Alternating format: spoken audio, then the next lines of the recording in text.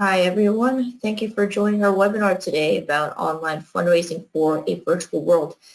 My name is Jen Newcomb, Trinidad, and I'm the Charity Marketing Associate here at CanadaHelps. And I'm happy to introduce today's presentation, which is going to be led by our Vice President of Marketing, Angela Kostenko. An opportunity to thank everyone for joining us today. Perfect. And we also have our Director of Charity Engagement, Jacob O'Connor. Hey everyone, thanks for tuning in and looking forward to digging in today. Great. So both Jacob and Angela will be going over best practices to drive more visitors and increase donations to your charity's website. They'll be going through tips to convert your donors from offline to online, tactics to help you grow your email list and engage with your supporters online, as well as ideas to help you take your next event and peer-to-peer campaign virtual. Plus, they'll be able to answer your top questions about fundraising online during these challenging times. We have a question and answer period planned at the end of the presentation, and both Angela and Jacob will try to get through as many of your questions as they can. But before I hand it over, let's just go through some quick housekeeping slides. So for those of you who are new to CanadaHelps, welcome. We build online fundraising tools to empower and help charities become more self-sustainable. For charities, we offer open access to our full suite of affordable online giving tools with full donor information. We also provide educational resources so charities can better understand their donors and steward them along their journey. For donors, we have offered a convenient, safe, and trusted destination for donating to and fundraising for all registered Canadian charities for more than 19 years. And more than 2 million Canadians have donated over $1 billion through CanadaHelps. To date, over 20,000 charities across Canada rely on CanadaHelps' fundraising tools to build capacity. So I would like to hand it over to Angela to get us started. Thanks, Jen. And thank you again, everyone, for joining us. So today we're going to be talking a bit more about online fundraising for a virtual world. So many of you have some online fundraising you're likely doing, while some of you may be kind of completely new and still getting started. Today we're hoping to cover a few different topics. So we'll give you some tips to optimize your website to drive donations. We'll talk a little bit about email marketing fundamentals. You know, that's a place where most people get started, but a place where there's a lot of value. And talk a bit more specifically for those of you who are having trouble on how to build your email list. Then we'll get into what we'll call some of our next steps in online fundraising. So things like how to convince your donors to give online, taking your events and peer-to-peer fundraising virtual, and then answering a few questions and answers.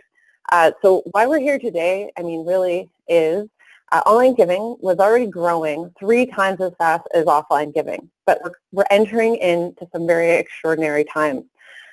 We know that e-commerce business is thriving, especially right now. People are shifting more and more of their lives online as they video chat with friends. They can no longer meet for coffee. People are attending religious services virtually, all of those things. So if there was ever a time to beef up your online fundraising, this is it. Now, many of the same rules apply in your offline communications. They also apply in your online. So really your goal through all of this is to do many of the same things you're already succeeding at offline. That's building trust and establishing a relationship with your supporters, demonstrating the need your charity is and how you address it, and then demonstrating the impact you make. And much like with offline fundraising, one of your key chores, one of your key goals is always to make a direct ask.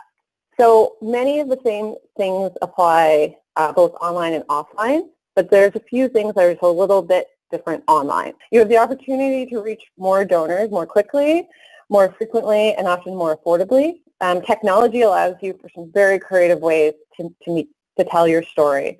So think about all of the kind of unique and creative ways you can tell your story online. You can create testimonials in a video. You can take people on a virtual tour of your facilities. It gives you the ability to share your latest projects and success stories in a more interactive way. The one thing to keep in mind, though, is expectations are different online. There are shorter attention spans. There's a lot of competition for their attention. People have some pretty high standards. If you lose their attention or you make something too difficult for them, it's incredibly easy for them to just move on. Next, I want to talk about how you can start with your website and make it easy to give. Some of these are a bit basic, but some of these are things that we can see again and again that are really easy to overlook. So first and foremost, add a donate now link on every page. It should be always present in your navigation. It should be in that top right corner. But you also want to double park it on very critical pages. In the context of when you're actually making an ask, make sure it's also down at the bottom or in context when you're making that ask. And then you also want to have very prominent ways to give page for more giving options. You're linking to this donate now page or this opportunity to donate everywhere you can online. That makes sense. So next you want to give some love and attention to your donation form. So you want to make sure it's customized to your brand. It should really resonate with your donors and make it clear that this belongs to your charity. They should see your charity when they look at it. You want to make it easy for them. So you want to give them some suggested giving amounts, indicate the impact they can make at each of those amounts, kind of anchor their giving, so to speak, very similar to what many people are already doing in their DMs. So try and apply that same message online as well. You want to remove all the distractions. So once they've hit that donate now button, try not to give them anywhere else to go. Try to lock them in and really help guide them through that process. And one way to do that, I've called out specifically here, is you want to embed your form on your website. You don't want them to go anywhere else if you can help it. It's really going to keep them focused. There's going to be less room for distraction, less room for something to go wrong, and it really allows you to kind of create, to reiterate that relationship you have with your donor if you can keep them on your website. The next thing that's really relevant for in this day and age, so to speak, is making sure you're optimized for mobile devices. So to help prove the point, I have a couple of stats I want to share with you. Mobile giving is currently growing faster than desktop giving.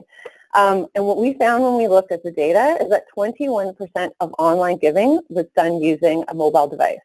So 1 out of every $5 was given using a phone or a tablet.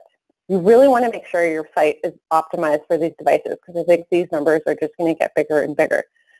You want to move beyond mobile friendly. I think that's a really common term, but you want to, when people say mobile friendly these days, what they really mean is that the site should be responsive. This is going beyond just making sure your site shrinks down nicely. It really kind of needs to scale in a way that makes it easy to read and easy to navigate. So if you look at the kind of small screen cap I've provided here, the desktop version, this charity has a full navigation spanning the width of the page, but here they've collapsed it into what's called a hamburger type menu. They've made the copy bigger under their main image, and they have that prominent donate now. So you really want to make sure that it's as easy as possible for people to find the information on your page. You want to make sure it's fast to load on mobile devices, and on mobile you also want to make sure that donating is still incredibly easy. There's a resource that's linked in this presentation and will be available to those who receive afterwards, but Google has a mobile-friendly test, just really easy. You enter in your URL and it'll give you some tips and places to improve if your site isn't quite there yet. So once you have kind of improved your website and made it very easy to donate, the two places where I would start if I was new to all of this to drive visits and donations is I would start with email marketing, and then I would focus on search engine optimization, or focus on them both at the same time if you can manage. Before I get into email marketing, I have to acknowledge that some people will definitely say email marketing is kind of passé, it's done. But the truth is it's really not. And I'd say this is especially true for charities that are targeting offline donors. They tend to be a little older, but email marketing across the board, even with younger audiences, is still considered a profit center, so to speak. It generates revenue, and it's relatively easy and affordable. So where to begin? When it comes to email marketing fundamentals, it's really not that different for those of you who already have a strong donor stewardship or strong offline communication. So humor me here, but really you want to just put your subscribers first, put your supporters first. A couple of tips to really help with that is to start by welcoming your subscribers. When they join you, thank them for being there.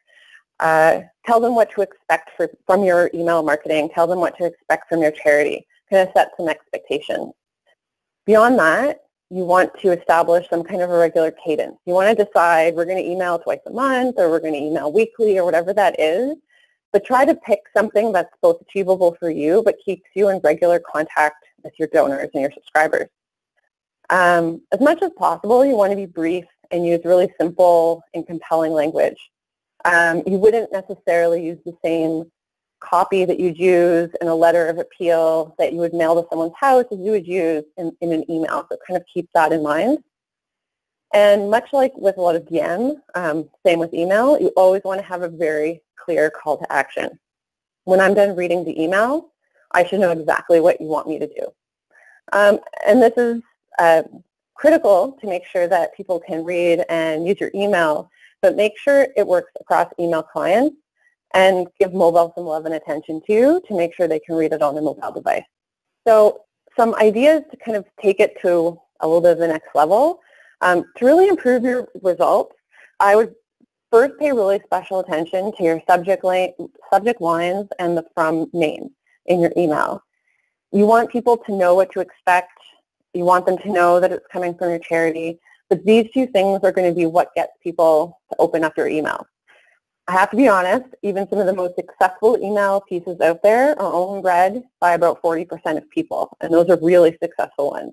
I'd say more average open rates are in the 20 to 25% range. So you want to do everything you can to make sure more people open that email, so I'd pay a lot of attention there. In your email itself, I recommend creating kind of a standard header and footer with whatever the key links are for your charity. You want to make sure one of those links is a very prominent donate link. And then when you have the capacity, I really suggest do some A/B testing to see what works best. So what I mean there is you would create two versions of an email and change kind of one key component. So often people start with subject line testing. So they'll check two different subject lines, but they're not sure which type is going to do the best with their audience. And they'll send one subject line to 50% of their audience and the other subject line to the next 50% of your audience. Depending on the email marketing tool you're using, it's often built right in, but it's typically not very hard to conduct these sorts of tests with most modern software. Other things you might want to consider testing are things like the type of image you use, a headline, who you send it from. So again, what that from name is. Is it better if it comes from your executive director's name, from your charity's name? Those are some things you can kind of think about and try to improve your A/B testing. So the next steps that I would recommend most people start to pay attention to, and these are, I won't say advanced, but definitely not maybe the first thing you'll do out of the gate, but consider segmentation. So again, for those of you who already do this in direct mail, this isn't really anything new, but you might want to look at different ways to segment your communication. So send a specific message to your volunteers and send a separate one to your donors. Send a different type of ask to, say, a first-time donor versus a long-time donor who's been with you for a while. Treat monthly donors different. So in that email, acknowledge that they're a monthly donor, as well as whatever the rest of your campaign appeal might be. The other item that I'd recommend most people trying is to try an automated or a drip campaign. So what those are, again, they're fairly simple to set up in many modern email deployment tools. And a welcome email is typically a type of an automated email. So it takes a little bit of work off your hand, but you can set it up so that the day after someone is added to your list, they get an email that you created already, say a couple of months ago, and then that just keeps going every time someone joins your list. Other things you can do in an automated way is you can set up automated thank yous with many tools. You can set up a follow-up email to send at a certain point in time after they've been on your list for some time. And then I know we're all really familiar with getting kind of birthday emails from some of our favorite brands or anniversary emails to say thank you, you've been with us for 1 year, 2 years, 3 years. So I'd suggest that's another way to kind of build your relationship with your donors through email. So one of the things I often get asked, especially for people that are still building their online fundraising toolkit and are still kind of building up their email marketing, is how to build your email list. not unlike other things, really the most critical piece is to ask everywhere and then go beyond that and tell them why they should join. So tell them what they'll get when they sign up. Make it about the things they'll care about. I mean, they care about your charity, so share that, you know, they'll get updates on what they're helping you achieve. They'll learn about your news and progress, any resources you might be sharing. Tell them up front. And then when it comes to asking, I'd really put it prominently on your website. I will say not as prominent as your donate button, but somewhat prominently. And I'd start working it into every touch point you have. So in every offline touch point, whether it's reply cards or phone call, ask them to give you their email address. For every online touch point, so in the donation form, if they're registering for an event, or even through your social media channels, push people to sign up for your email. And the same with even staff email signatures. If you have fundraisers that are emailing on your behalf, or you're sending out emails yourself, make sure you include a quick link to sign up to your email list as well. And if you're looking for more creative ways, ask for an opt-in, because, you know, asking sometimes can only get you so far. I recommend trying things like consider a petition or a pledge. So we've all probably signed up or signed some petition or taken some kind of online pledge where we promise to do something related to the cause we care about. And I would add an opt-in box on those.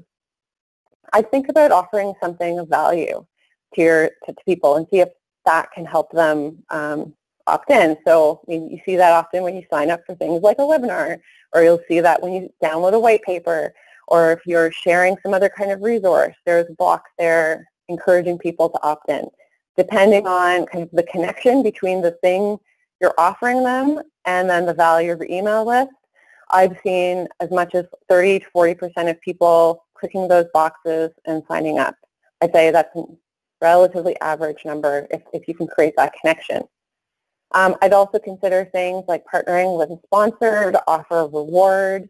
I think we've all seen that at some point, but if you can get a sponsor to say, donate $1 to the cause for every email address, I'd consider trying something like that. There's also things that can be fun, so like an online quiz or some kind of interactive experience, and you ask for their email address as part of that experience, and then you can opt them into your list. So moving beyond email, which I think is a great place for many people to start, I think because of the similarities it has with DM and other donor stewardship are already doing, I would take to the next step and really focus on search engine optimization. So why bother? I'll start there before I get into some of the nitty-gritty. Fewer and fewer people bother typing in a web address. And even we see on the days that we send emails from CanadaHelps, a lot of people will go directly to our site by organic. So we'll send an email with whatever our main message is, and instead of clicking through to the email, they'll open up a browser, search for CanadaHelps, and end up on our site. So you want to make sure that you're showing up. You want to make sure you're showing up when people search for your actual charity name, as well as when they're searching for things related to your cause. This is really free exposure for you, especially if it's things related to your cause. So consider the types of things people are searching for when you think about the keywords that you might want to pick. Consider question-based searches. People will ask things like how to help, where to donate, how to help a homeless shelter. If you're a homeless shelter, you really want to make sure you're showing up the top 1 or 2 spots that people will be likely to click through. You want to consider geography, homeless shelters in Toronto, for instance. And then you want to consider really intention-based searches. So people will say something like, to say donate to homeless charities and things like that. So there's a couple of pillars of SEO to keep in mind. And we have a resource available, which will be linked in the document when you get it. But there's really 3 separate areas to focus on. The first is technical. A lot of that is around, let's call them coding best practices. If you're using a lot of CMS tools, this is probably built right in, so you don't have to worry too much. Or if you're using a volunteer who's relatively experienced, you probably don't have to worry too much, but I would still try and work with that person and make sure you're using the best practices, because what that could mean is are your headlines actually tagged as a headline and the code that's written there? Because that's going to tell Google, pay attention to the headline copy, and then that's why you might want to have donate to your charity name or donate to your cause as a headline on, say, a landing page or on your website. The other technical aspects that really impact your ability to rank in search engine is it mobile friendly? Google prioritizes mobile friendliness really high, and is it fast? Google, again, prioritizes faster loading sites over the slower loading sites when it shows things in its search results. The next aspect is a little easier for most of us to absorb and actually quite easy for many of us to do, but think about keywords and key phrases. Again, make sure if you can get those actual words that you think people are searching. Donate to homeless charities or whatever that is. And think about how people search for it, not necessarily how you would say it, because you might say that a little bit different. But then if you can, work that into the copy, work that into a headline, and that's going to help your site rank. The last piece is really it's about building your authority, so link building. Are other people linking to your site? Google pays attention to that, and if other people are, it raises your chances of showing up in the search results. So that's kind of where I'll end off, and I'll pass it off to Jacob at this point. Awesome. Thank you so much, Angela. And I also just want to give a huge shout out to Angela and the rest of the marketing team. It's been a crazy, what day are we on now? Day 9 of this working from home transition, and they have been honestly working around the clock for all of you guys and pumping out content. So just wanted to give a huge shout out to Angela and the team. And as always, when listening to Angela, it's a masterclass. And so I'm taking notes here. And I think for any of you that are kind of really this is prompting you to make the switches online, we're going to send out these slides again after. I think all of that was perfect in an amazing way for all of you guys to get started or maybe to step up your game or find different areas that you can focus on. So let's say we go through all of Angela's content and, you know, we get our website set up as best as possible. We got that clear donate button. We've got started with our email marketing. We're asking people to subscribe. We're providing content where we can get those opt-ins, and we're on top in SEO. I think a big question that came up in preparation for this webinar was about getting your donors to switch online. So if you've been historically getting donations through a particular channel, or you feel that your donor doesn't engage online, how do you get them to do that? So firstly, before kind of diving into some strategies around that, just wanted to kind of unpack and think about why you would want to do that. Why would you want to be able to switch channels, get more people to donate online, get more email addresses? Because I think that can help guide you as you move along in this journey and trying to get these donors to switch online. So why? And I think really the big thing here is efficiency, right? So let's talk about a typical direct mail. So we get the copy together, we print this out. It's often multiple pages long. A newsletter maybe is built in there. We have an envelope that we include in the envelope that we send out. We have to have the manpower to put this all together, lick each of those envelopes, send them out, and we pay postage and we send them out. The donor receives this, reads it, has to pull it out, fill in all this information, take this, go, enter it into an envelope, and then mail it out at their nearest post office. Compare that with online. And with that, as we went through Angela's presentation there, through email marketing, how fast can you get together an email? You send that email out to your list. They can click a Donate Now button from within that email, enter in all of their details online, donate all of their data, rather than having to, when it comes back through a direct mail and you have someone manually kind of transcribing everything that was written down into digital, just automatically you're going to get all of this data when it's done online and easily sync it into your databases. At the same time, for your donors, they're instantly going to get a tax receipt. This is going to save you a ton of cost. It's just going to create a whole bunch of efficiencies within your organization, take away a lot of manual work for you to focus on your mission and for you to focus on actually raising more money. So I think it's just really good to think about that. And I think also there are times that are going to come up. There are more barriers to maybe sending out that email. I think right now we're in a time where that's difficult to do with self-isolation. With email, you can reach your donors at any time and make it super easy for them. Kind of alluded to it right there, but if you, and Angela started at the beginning of this presentation, but if you were ever wanting to do this, the time is right now, So, I mean, we're at home. I'm doing this webinar in quarantine. I'm at home doing this through GoToWebinar. I've been doing Zoom meetings all week. I did my first ever FaceTime with my grandparents. Right now, we are all being forced to adapt in a bunch of different ways, and we're doing that because we have to. And so I think if this is time when you want to nudge your donors to switch channels or consider another channel or just to open it up there, the time is to do this is right now. And so I just wanted to, I have surprise down here, and I just wanted to add this in. So a lot of the questions that came in pre-webinar, a lot of people alluded to the fact that they had maybe a donor base that was older, it was specifically said, or not so technical. And so how do we get this group to donate online? These aren't the people that donate online. At CanadaHelps, 65 plus is a very, very, very close second in terms of donations through all of our platforms. That is the second highest donating group on CanadaHelps through all of our platforms, and they actually have the highest conversion rate out of any group.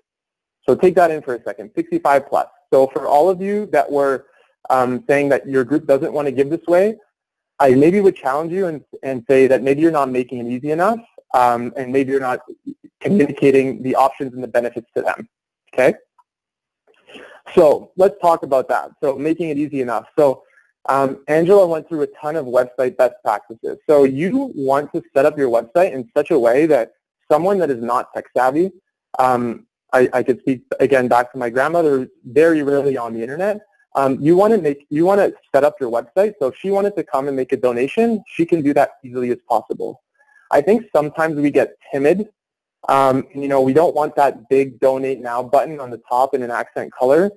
We might hide it in an about menu where you have to search and I click about or about us or learn more, and then I scroll down into a sub menu and I can find the donate button. That is not serving your donors who want to give to you, right? A lot of people do not know how to navigate a website. They wouldn't know where was the first place to look. So you have to make it easy.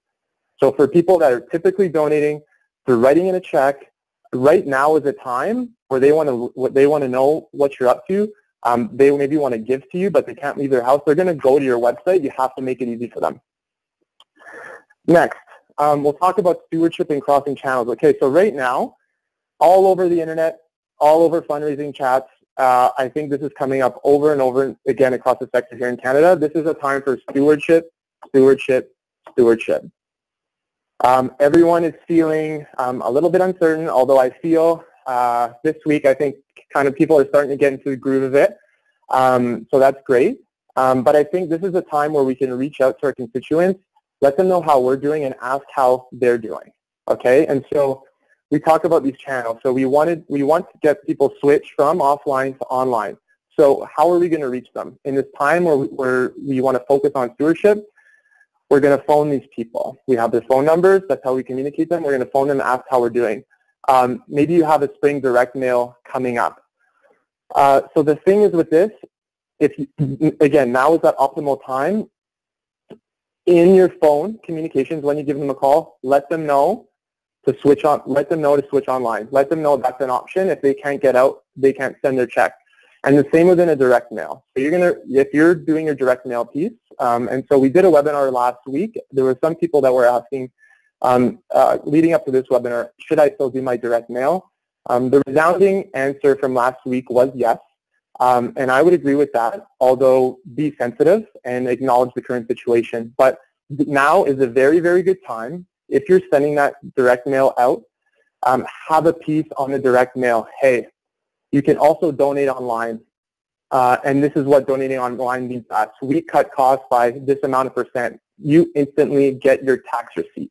Okay, so that leads to the bottom point of communicating the benefits, both to you as an organization, but especially to the donor. Okay, but at the same time, and I've seen this a bunch, when you're setting up that direct mail piece, you have to make it easy and make it tailored. So a lot of times what I'll see is, so I have this really great ask crafted, I'm asking for $100, let's say, monthly donation for a particular campaign. I have a beautiful image, everything is laid out.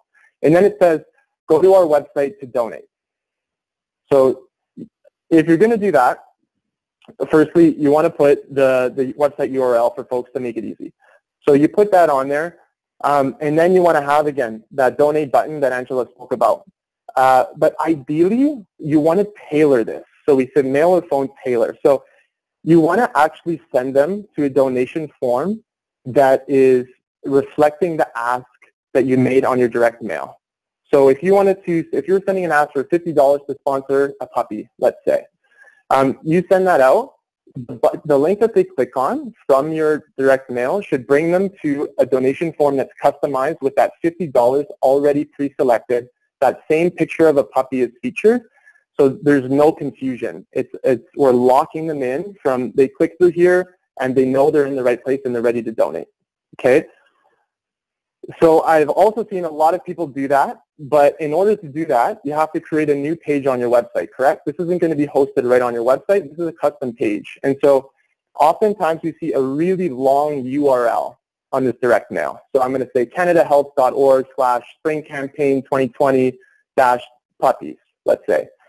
So I think a really, really good trick here, a really, really good tool and a resource is to use custom domains. So when I say custom domains, this allows you to purchase a URL, and I've included two here that you'd be able to get to once we send the slides out. Through Google Domains or through GoDaddy, I could purchase a URL. It's a $20 investment, and you get that URL for the year. So let's keep with the same example. So if we have our puppy direct mail, so we could just say, go to puppydirectmail.com to donate. This domain, so once they enter that in from the direct mail, this will act as a forward. And this can forward to your website, to that piece on your website, but then it's not that super, super long URL. You're making it easy. And again, you want to think about the folks that aren't technology savvy. They're maybe doing this for the first time. And then reiterating again, communicate the benefits. So whether it's over the phone or through mail, let them know they won't have to wait till the end of the year to get the receipts. They're going to get that instantly. You're going to save costs. You're going to be able to redirect those resources to serving your mission and helping people out. Okay, so this is a really hot topic right now, virtual events. And got quite a few questions before about it. I think I want to start here with this one by saying don't overthink it. Don't overthink it. It doesn't have to be super complex. So most events can really be converted quite simply, and we've already seen a ton of it happening at CanadaHelps. Okay, so if you typically run a run, a walk, a bike, or a hike, these are all things, even in current self-isolation kind of situation that we're in, that people can do virtually. That's something I can go out and I can run my 5K on my own. I could do my 5K walk, I could do my fondo, and I can go hike. In fact, we see well-known event, the Hike for Hospices, are turning virtual. They're doing this virtually because it really doesn't take a lot. You don't have to overthink it. What you can do to kind of add this is to create a hashtag to bind this together. I would add that for those of you that have done these things traditionally by paper, this is a really, really good opportunity to put these online with a nice peer-to-peer fundraising tool. Of course, CanadaHelps has one that you can try at no upfront charge, but there's a ton out there. But you can get that online, have people create their virtual pages, and then have a hashtag to bind it together. So whether when they go for the run, when they go for the walk, when they go for their bike, they can tweet that out on Twitter or on Instagram, and you have that sense of community. I think that folks are really craving that sense of community right now. I think there's a lot of people making those connections on social media. I know I am. I'm looking for ways to connect with people. I'm looking for ways to challenge people, and you're seeing that all over the place. So creating that hashtag will kind of bind that together. It's a simple thing that you can do to add a little dimension to your virtual runs. So then there's galas, dinners, auctions, trivia, kind of all falling under that same umbrella. So this one, again, don't overthink it. Super simple. So set up a virtual meeting or a stream. So if you go online through YouTube, through Facebook, you could set up this streaming for people to connect to. You could also use, I know a lot of folks right now are using Zoom meeting. This is also something you could set up and invite people into that. Once they purchase a ticket, you give them the code for the room. So you could deliver the food and goodie bags if you wanted to, but you might even have to do that. But basically for these galas, dinners, auctions, you can have live video, you can have pre-recorded video, and just, yeah, pretty much provide that same experience, but in the comfort of someone's home. There's also the option that we've seen as a no gala. And I think with this one is that you're actually not providing that live element, but you're still selling a ticket. So it's a no gala. Hey, $100. This would cover the cost of it. We can't do it this year, but we still appreciate your support. You can set up an event page. Again, something super easy to do. There's no overhead here. So guys, this is a time, I know we typically kind of go in the same cycles with these fundraising events, but this is a time where you can test and you can innovate. And with all of this virtual stuff, as we're going to see on the next slide, there's really not a lot of overhead. So it's pretty easy to generate a pretty good ROI or return when you don't have to spend a lot of money up front. So coming into this slide, really just this is an opportunity for you to flex those creative muscles and do some at-home songs and challenges. So I love this one. So the Calgary Public Library, our friends over there, started a shelf isolation readathon.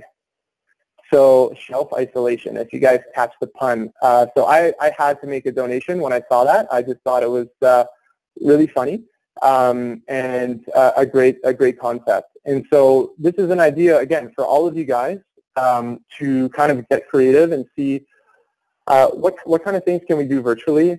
And again, reduced overhead. So now I don't have to rent that event space. I don't have to purchase all these meals. I don't have to buy a bar. I don't have to rent that golf course. Really, this allows you to take a little more risk in some other departments. Maybe you can spend a little bit of money on some really good video equipment, but it's reduced overhead. The other thing here is the scale opportunities. So you're not held by the boundaries of that event venue. So where you could have maybe hosted 100 to 200, 500 people previously, you can now share this through social media, through email, and not be bound by physical space. And this allows you an opportunity to, maybe launch that next viral campaign. So creating a hashtag and sending it out there. There's also an opportunity here for what we're calling micro matches. So especially for those of you who maybe already had an event set up and already had people purchasing tickets. So what you can do with this, so if I purchase, let's say I've purchased $200 to play around at golf. You can start a virtual fundraiser and ask all of your purchasers to create pages to fundraise on your behalf. And now there's a $200 match already built in. So you can go out and I can, if I purchase this golf registration, now I can go to my Twitter, go to my social network, and I can say, hey, I'm going to match up to $200. Please donate to my page. So there's an opportunity for micro matches. If you reach out to all of your purchases here, this could really add up. Another really cool thing that a team member kind of passed my way and I wanted to pass along here is that this idea of donating in the year. So I know for me, myself right now, in this self-isolation time, I'm saving probably about $80 a month on coffee. And so that's an extra $80 for me. And so what we've seen is people saying, hey, your $80 that you're spending on coffee, donate to this and have this impact. So there's a lot of things that we're giving out. I know there's also those the fact that a lot of us are losing work, but I think there's an opportunity there with that donate in Mia. Okay, so this prior to last week's webinar, prior to this webinar, this is the #1 question out there right now, and it's, should I be fundraising right now, in all of its variations of this question. And so quickly, so there's many of you asking who actually serve affected populations that have asked this question. So your hospital foundations helping the frontline staff, your food banks that are helping people that have lost work. And so the answer to all of you is a resounding yes. Of course, you should be fundraising right now. People need you to step up. You're leaders right now, and people will support you. I could speak to what we've seen at CanadaHelps in that the first week when all of this was happening, there was a pretty big decline in donations. But I'd say since the weekend after, on the 14th or so, we've really seen quite a heartening response from Canadians. We also recently just released this year's giving report, which everyone should check out. And in the giving report, we saw how generous Canadians are in times of crisis. So yes, you need to ask, the people that you serve need you, and Canadians want to help right now. So for those of you who don't, and this question came up a lot as well, those of you who don't serve directly the affected populations but are still having a hard time, yes, you should be fundraising still right now, but it's sensitive. Regardless of which group you fall in, you need to keep communicating. Okay, and we're going to dig in a little bit further now. So for those of you, so it's pretty simple for the first group. For the second group, for those who don't, I think these are some really good questions, and you can go through a little exercise with yourself and the team to kind of try to figure this out.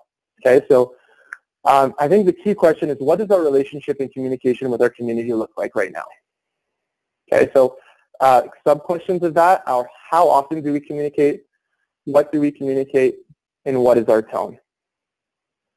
So I think if you're answering, as you answer these questions, you will realize what makes the most sense for your organization. I think it is sensitive.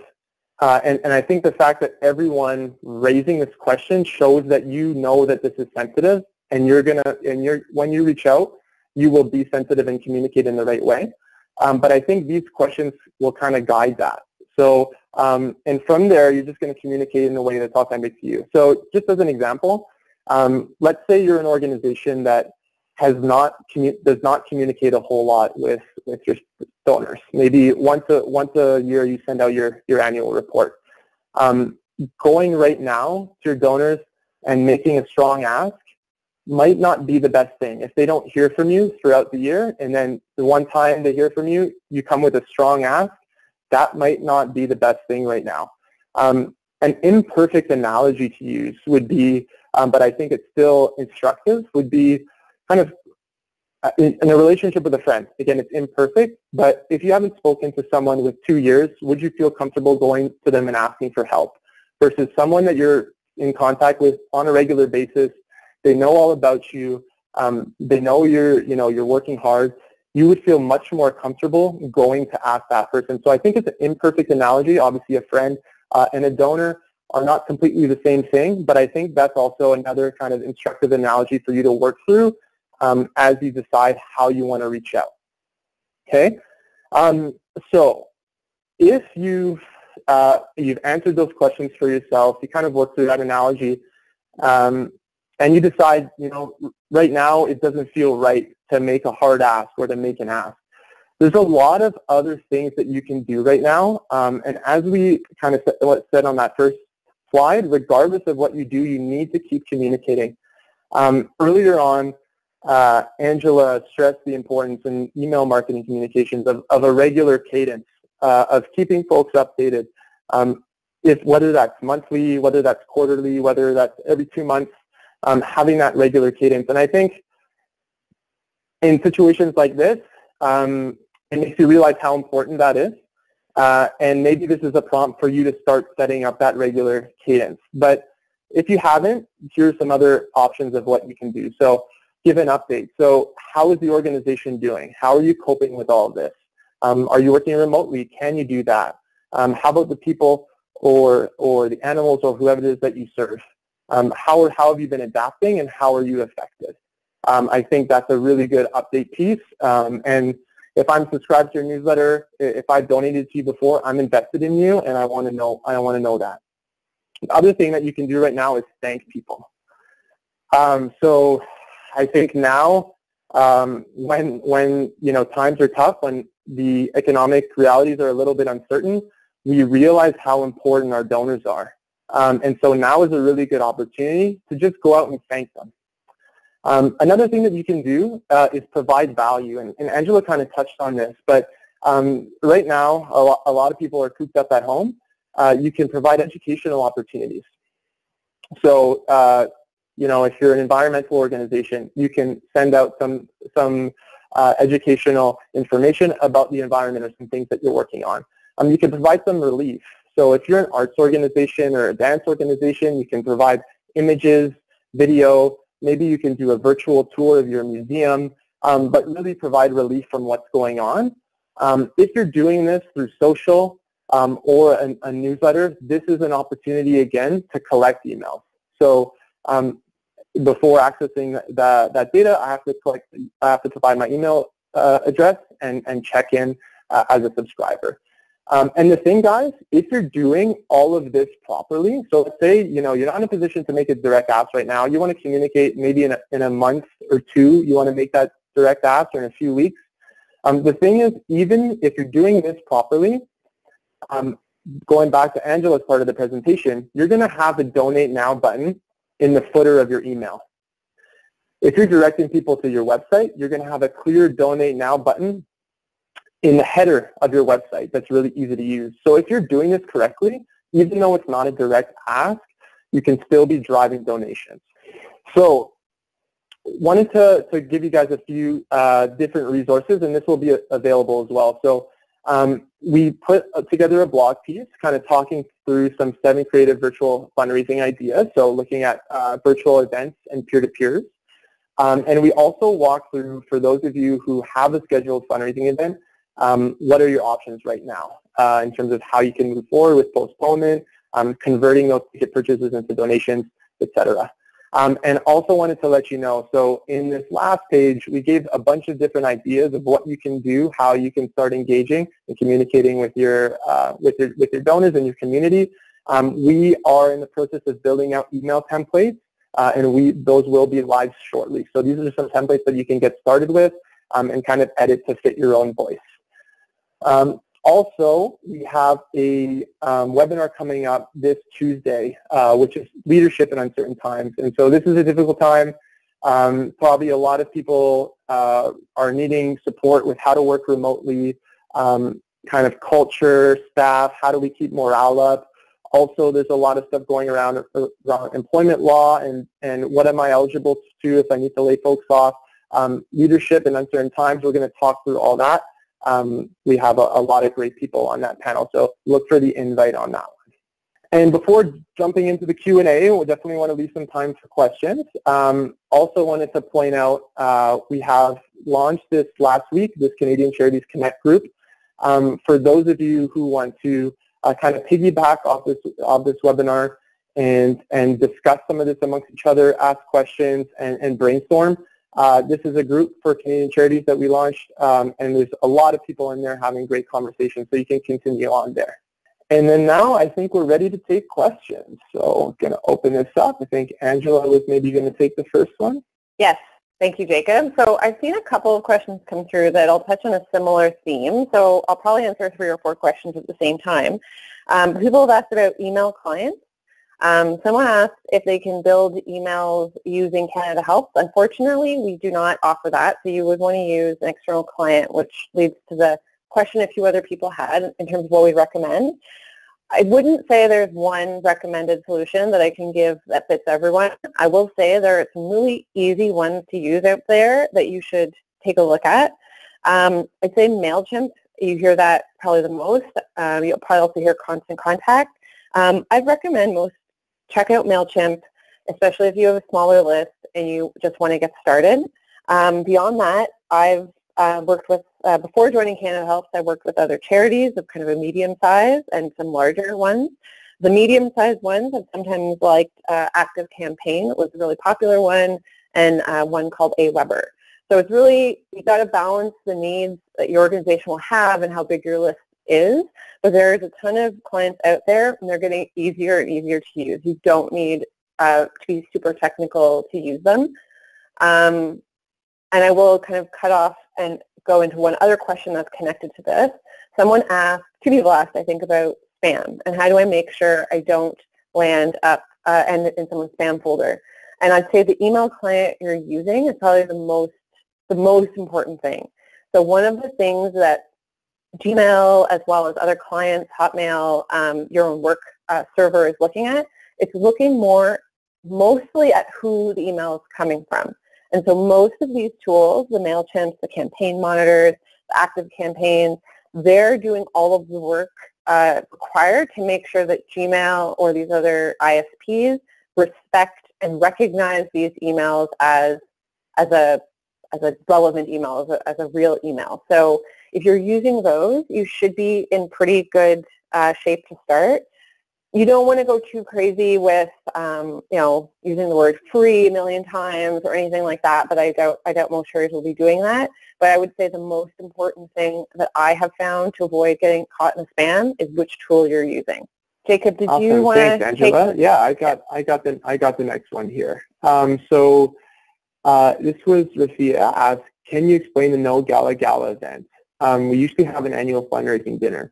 So what would this look like online? And I kind of want to dovetail that one with we had Shelley ask, what are participation rates like with virtual events versus in person? What are some ways we can further engage participants to participate virtually? So I want to put those two together just to kind of say that, guys, I think we can all acknowledge that we're all kind of in uncharted territory here.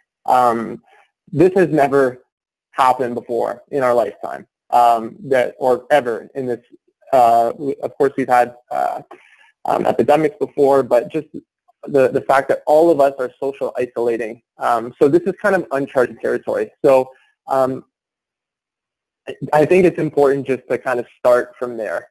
So to give participation rates for online versus virtual, I think that's a little bit difficult to do, especially since this is just such a special circumstance. The No Gala Gala event, so that is like the super simple idea. So you usually have your annual fundraising dinner. So basically, and I actually want to bring in an email that I got this morning. So I got an email from an organization that I support, and they usually do a golf tournament, which I attend. And they sent an email this morning, and they said, hey, we're not going to be able to do the golf tournament, but we still have a need. So we count on this golf tournament for $90,000 of our budget. And this $90,000 goes towards doing this. We still have a need. We're going to do a virtual golf tournament. We're not sure how this looks like yet, but we're going to get back to you. I thought this was awesome because I was wondering about the golf tournament. This kind of let me know what was happening. So I didn't have to reach out to the charity. They let me know and communicated to me. They communicated the impact. They let me know how they were doing. But also, I think, that gives a really good opportunity for you to communicate that. So then the No Gala Gala event, basically all it is you have your gala. So this one was from a golf tournament to a virtual golf tournament. They're not sure how to do it yet. For a No Gala Gala, again, everyone's figuring this out. You're still selling your tickets. So let's say your gala typically costs $100. And typically when you're selling that ticket, maybe there's going to be, it's going to be non-receivable because they're getting dinner and such back as value in return. But for the No Gala Gala, You're selling that ticket, but they're just staying home. It's as simple as that. So, hey, we still need the funds, just like that email. This is vital to us. None of us can do anything right now. We're all self-isolating. Would you still commit to this $200 and we'll all sit at home and enjoy our no gala gala? It's really that simple. So nothing is happening, but I'm still purchasing a gala ticket. Obviously, all of that is now going to be eligible for a charitable tax receipt because I'm not getting anything in return, so that's a bonus. But yeah, it's really that simple. Great. I'll take the next question, and I only have a couple of minutes, but I'll jump in anyways. Before the presentation, and then I think we've gotten one or two questions during, asking about social media and kind of how to get started and how to break through. This could probably be a webinar on its own, but I'll give a couple of tips to get started. If you have nothing on social media, I would say first, be realistic with what you can do. You want to create a channel that has content on a somewhat regular basis so that people can interact with you. So I would really pick 1 to 2, I use the word channel, but platforms to focus on. So I would start with, say, just Facebook or maybe Facebook and Twitter, whatever seems to fit best for your demographic, and start there. And then in terms of planning, I would start to think about what would be relevant and interesting for the people that will want to follow you. The things that I would suggest you start with is to think about the ways you'll use social media to tell your story. I think there's a lot of power with pictures and video and linking to the other content that you might already be creating. Ways to share appreciation, to talk about, thank your donors, thank your volunteers, recognize success stories, whatever you can do to kind of create those positive feelings that show your success.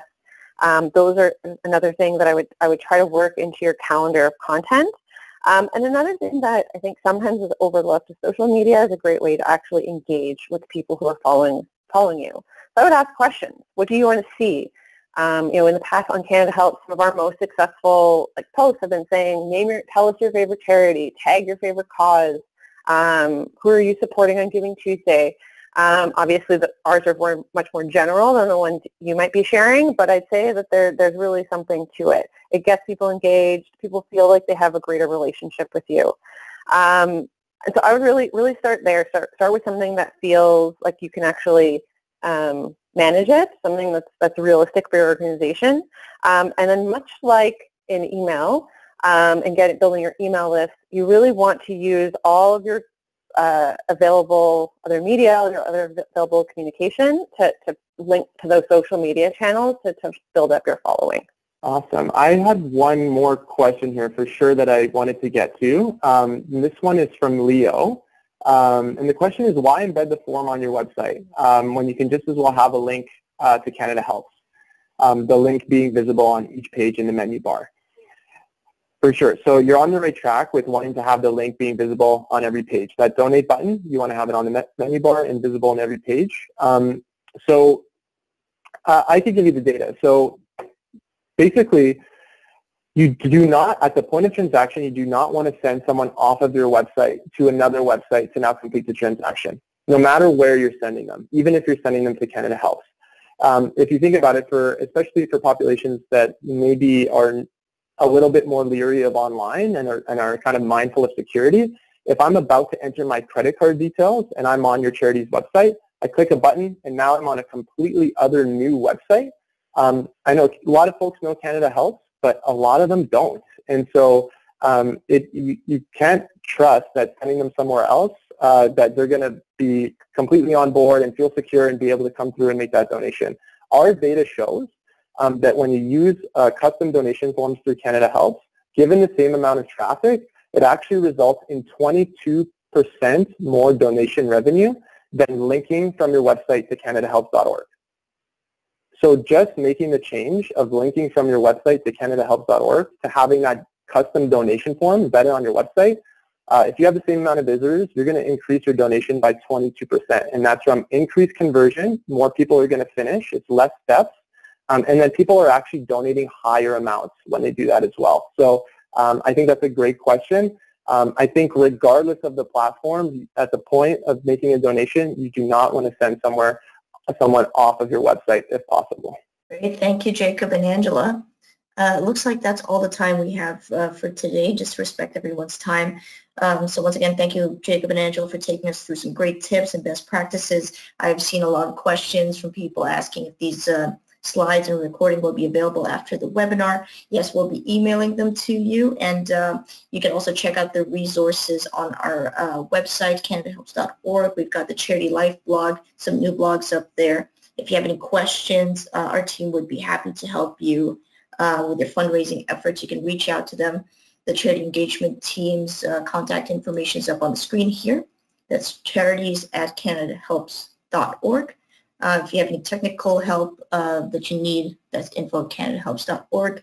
Follow us on Twitter at CharityLifeCA or on LinkedIn, Canada Helps, for more of these resources as they come out, because we know you guys will need them during this time, and we're happy to put them together for you, and we're trying to get as much to you as possible. So once again, thank you, and hope you all take care and stay safe. Thanks so much, guys.